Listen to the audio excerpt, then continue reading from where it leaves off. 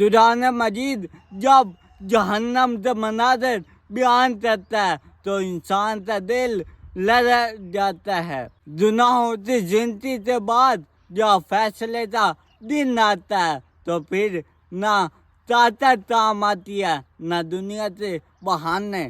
وہ لوگ جنہوں نے دین تو تیر تماشا سمجھا اور دنیا کے دھوکے نے انہیں غافل کر دیا، تو میرے بھائیوں وہ وہاں پہ پہنچ کر صرف 4 تیشیں بیان کریں گے، مگر جواب میں انہیں صرف مایوسی ملے گی۔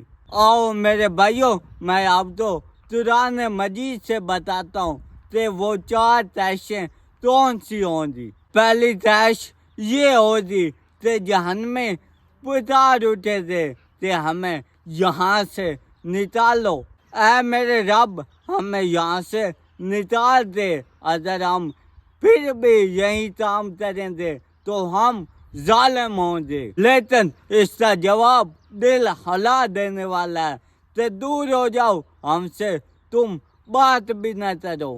میرے بھائیوں یہ جواب ملتے ہی امید کی آخری کرن ہی بجھ جائے گی۔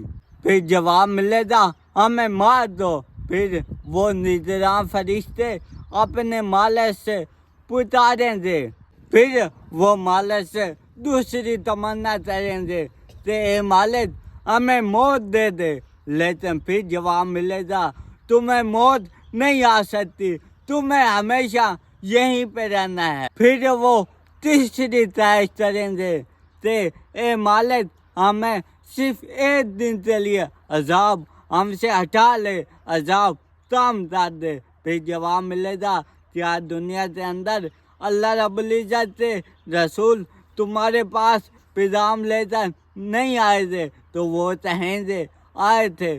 پھر ان سے کہا جائے گا کہ تمہاری اب کوئی نہیں سنے گا۔